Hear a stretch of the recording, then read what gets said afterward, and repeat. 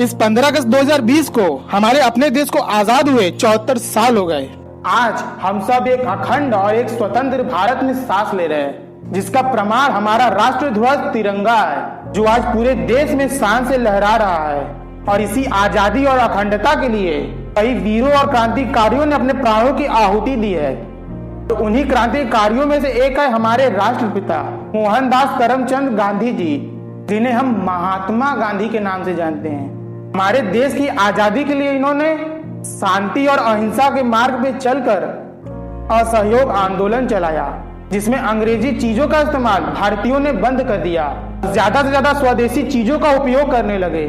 और इसी आंदोलन ने हम सभी भारतीयों को एक एकता के डोर में बांध दिया। इसके बाद गांधी जी ने दांडी यात्रा को अंजाम दिया, जिसे कभी अंग्रेजों ने ट्रेन से बाहर किया, इन्होंने उसी अंग्रेजों को अपने देश से बाहर कर दिया। और आखिरी सांस तक गांधी जी अहिंसा के मार्ग पर चलते रहे और हमारे देश को आजाद करने में अपना महत्वपूर्ण योगदान दिया। और इसी देश प्रेम के चलते इन्हें महात्मा गांधी कहा गया। और इन्हीं क्रांतिकारियों में से एक थे चंद्रशेखर आजाद जी, जिन्होंने अपने देश को आजाद कराने के लिए अपना पूरा जीवन समर्पित कर दिया, देश की आजादी के लिए अपने प्राणों को न्योछावर कर दिया और लोगों के मन में आजादी की एक आग भी लगा दी। इस योद्धा को अंग्रेज कभी जीते जी नहीं पकड़ सके। आजाद जी दिखावे से ज्यादा कर्म पर विश्वास करते थे। गांधी जी के असहयोग आंदोलन में भाग लेकर पहली बार जेल गए। जब उनसे उनका नाम पूछा गया तो उन्होंने अपना नाम आजाद बताया और अपने पिता का नाम स्वतंत्रता बताया। मात्र 15 साल की उम्र में जब उन्हें 20 कोड़ों की सजा सुनाई गई, तब हर कोड़े पड़ने के साथ उनके मुख से केवल एक चीज निकलता था, वो था भारत माता की जय। जब वो अंग्रेजों द्वारा घेर कर पकड़े गए, उन्होंने खुद को गोली मार लिया, क्योंकि वह अंग्रेजों के हाथ जीते जी नहीं आना चाहते थे। और आजाद जी जाते जाते पूरे देश को एक मैसेज देकर गए कि दुश्मन की गोलियों का सामना हम करेंगे, आजाद ही हैं और आजाद ही रहेंगे।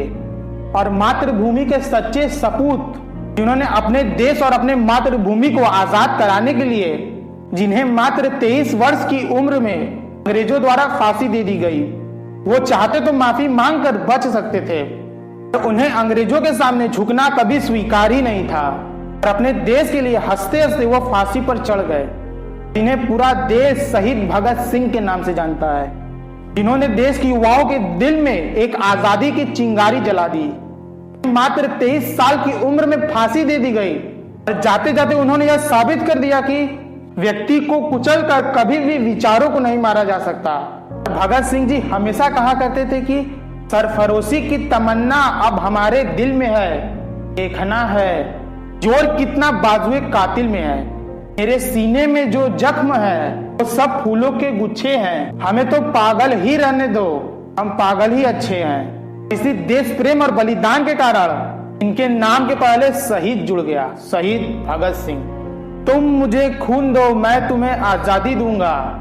इस तरह के क्रांतिकारी नारे लगाने वाले भारत के महान देशभक्त नेताजी सुभाष चंद्र बोस जी ऐसे नेता थे, जिन्होंने भारत के हर व्यक्ति के दिल में स्वतंत्रता की एक जगह बना दी, जिन्होंने ब्रिटिश सरकार द्वारा दी गई नौकरी को ठुकरा दिया, क्योंकि उन्हें ब्रिटिश सरकार के अंडर में काम करना बिल्कुल पसंद नहीं था और उन्हें भारत के लोगों को स्वतंत्रता के लिए उकसाने के जुर्म में जेल में डाल दिया गया।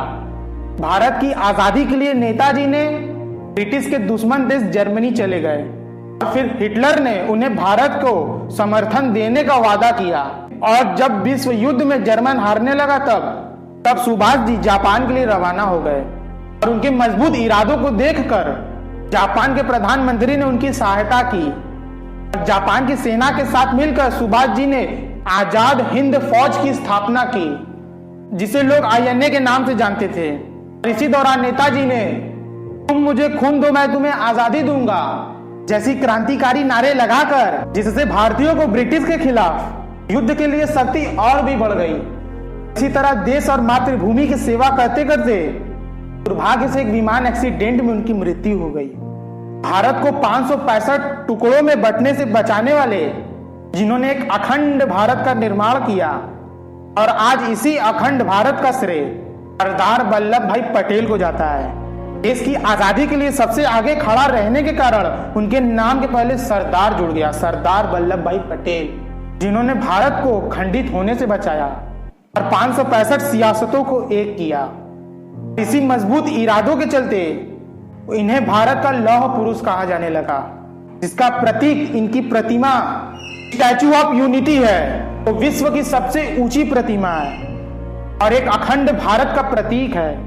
और इन सभी क्रांतिकारियों और लाखों जवानों ने हमारे देश को स्वतंत्र और अखंडित बनाने के लिए अपने प्राणों को न्योछावर कर दिया, रक्त की आखिरी बूंद तक अपने देश के लिए लड़ते रहे। इसके कारण हमारा देश 15 अगस्त 1947 को आजाद हुआ और आज हम इन्हीं के बदौलत एक स्वतंत्र और एक अखंड भारत में सांस ले रहे हैं। इन सभी के योगदान के कारण ही हमारे देश का राष्ट्रीय तिरंगा भारत में शान से लहरा रहा है और आज हम सभी एक स्वतंत्र देश में हैं। मेरे और हमारे बी सक्सेस फैमिली की ओर से पूरे देश को स्वतंत्रता दिवस की हार्दिक शुभकामनाएं। अगर आपको इन सभी महान लोगों की देशभक्ति की कहानी पसंद आई तो वीडियो को लाइक करना, सभी को शेयर करना ताकि सभी लोग इनके बलिदानों को जान सके। और चैनल पर पहली बार आए हो तो चैनल को सब्सक्राइब करके बेल नोटिफिकेशन ऑन कर देना। जय हिंद, जय भारत, वंदे मातरम। तब तक के लिए चलता हूं, बी सक्सेस।